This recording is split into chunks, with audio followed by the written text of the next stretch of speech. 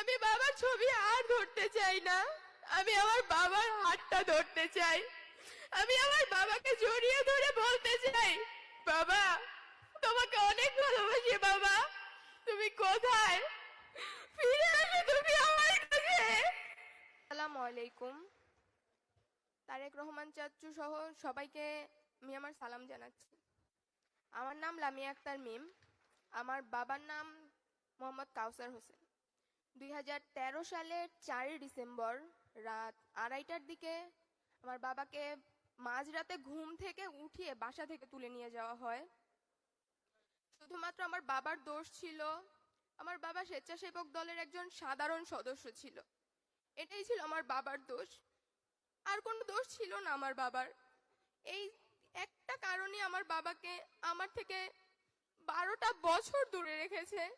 আমি আমার বাবাকে 12টা বছর দেখিনি। বাবা কি যে 12টা বছর আমি বুঝিনি।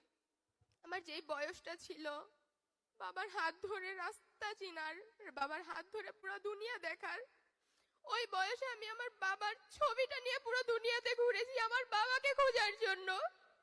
কিন্তু আমার বাবাকে তারা খুঁজে দেয়নি। আমার বাবার কোনো সন্ধান তারা দেয়নি।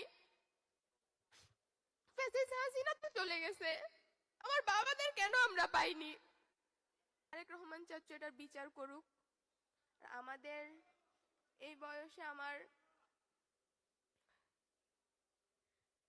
আমি যে পড়াশোনা করছি, আমি স্কুলে যাই, বাবার হাতটা ধরে আমি স্কুলে যেতে পারি না।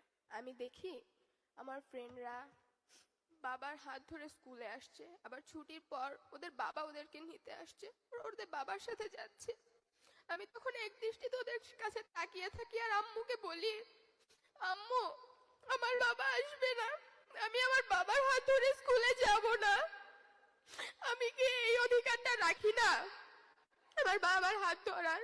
আমি কেন বাবার ছবি ধরে এখনো হাঁটবো? আমি বাবার ছবি আর ধরতে চাই না।